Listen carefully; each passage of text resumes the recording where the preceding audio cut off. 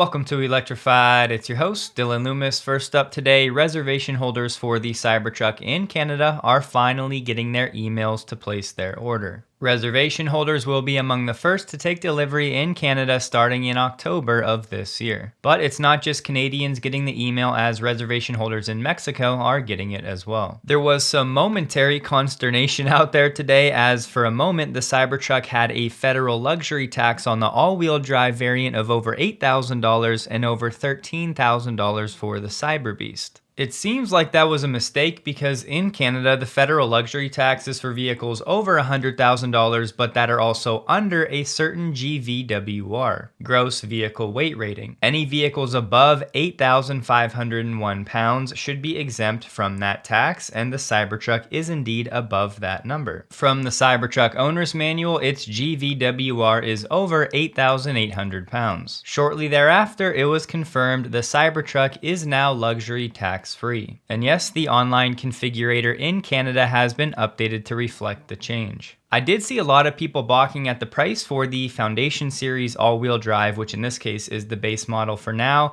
being at $138,000. But when you factor in the exchange rate from the US dollar to the Canadian dollar, it's effectively the same price, right around $100,000, which leaves the Cyberbeast starting at $166,000 Canadian dollars. Both variants of the Cybertruck are expected to be delivered in October or November 2024. I was able to find some screenshots for Mexico, and the all-wheel drive variant is starting at 2.2 million pesos, which is about 117,000 US dollars. Estimated delivery September to October this year. And the Cyberbeast is 2.6 million pesos, which is 138,000 US dollars. Same delivery time frame. At the same time, in the US, you no longer need a reservation to place an order, so anybody can head to the website and buy an all-wheel drive or Cyberbeast Foundation series. Tesla has also expanded the availability to demo drive a Cybertruck. I'll have this link below. You can plug in your zip code and there are more locations available. It looks like Tesla's gone through all the reservation holders for the Cybertruck in the US, meaning roughly 15 to 20,000 people have opted for the Foundation series. The expectation has always been that there were well over 1 million reservations for the Cybertruck, and now it's looking like Tesla will end up selling between 15 and 20,000 Foundation series Cybertrucks in the US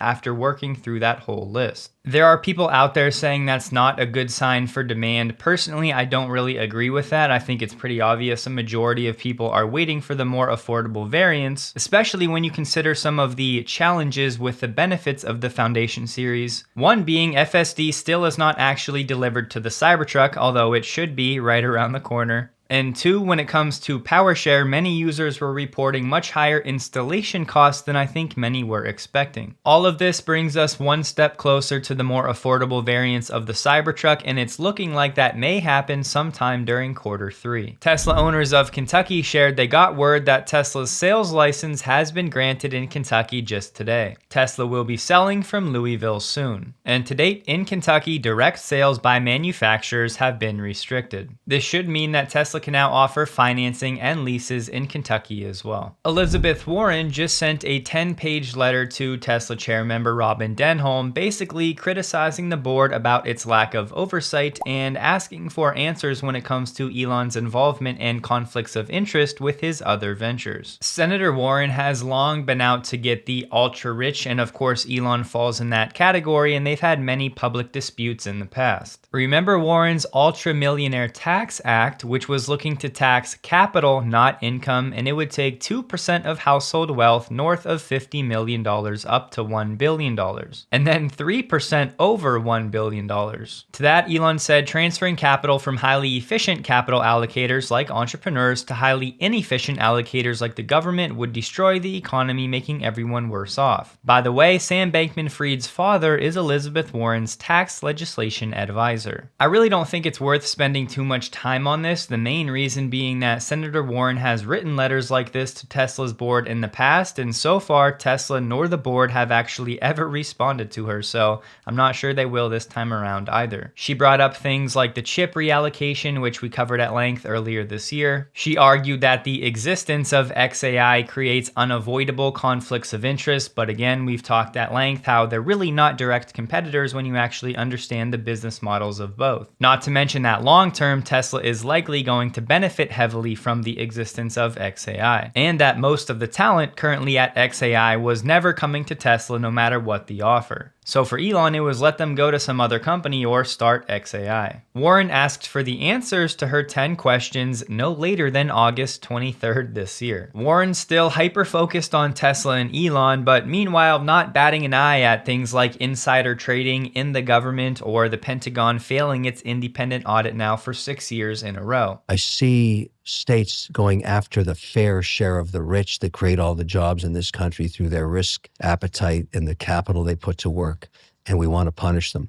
That's so un-American. Right. It's a new issue that I don't think we've dealt with before, but to punish entrepreneurship, which is essentially what is going on here, it's the first time we've ever had multi-billionaires from one idea, the Tesla idea, for example. The amount of jobs, my son works for Tesla, the amount of jobs he's created, you may like him, you may hate him.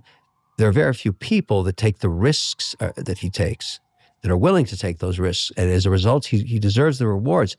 Having politicians tell me that I've done something wrong, I find that very distasteful. Just because my outcome is success, that's un-American. Acacia Energy has started construction of a 410 megawatt hour battery storage project that will use Tesla Megapacks. Commercial operations are expected to begin in 2026. Some of you have been asking about the sizing of these projects. For me, just a simple rule of thumb, from 0 up to 500 megawatt hours, those are smaller projects. From 500 megawatt hours to 1000 megawatt hours or 1 gigawatt hour, those are moderate size. Then in my book, anything over 1000 megawatt hours or 1 gigawatt hour would be a large project. They said the Brendale BESS is one of 4 projects under development in the state, and it's clear that the Queensland energy sector is serious about the transition. Chargemap has now integrated Tesla's superchargers into its program across most of Europe, including Germany. Chargemap users do still use the Tesla mobile app. Chargemap users have access to the supercharger network and more than 1,500 others. As the name implies, Chargemap aggregates many of the different charging providers into one app that you can sort and filter. In short, their inclusion of the supercharger network should provide a slight boost to Tesla's utilization rates across Europe. For the Model S and the Model X in the United States right now, Tesla is offering a new 3-year bundle for $5,000, which will include FSD, free supercharging, and premium connectivity. Naturally, a 3-year bundle, and you would think this would be a good option for people looking to lease. If you just paid the $99 per month though, over a 3-year term, that works out to $3,564. Premium connectivity for 3 years adds another $300, meaning you would have to supercharge $1,136 worth just to break even on this deal. If you assume 10,000 miles per year for the lease, over 3 years is 30,000 miles, and then if you assume an average cost per mile for supercharging of 11 cents,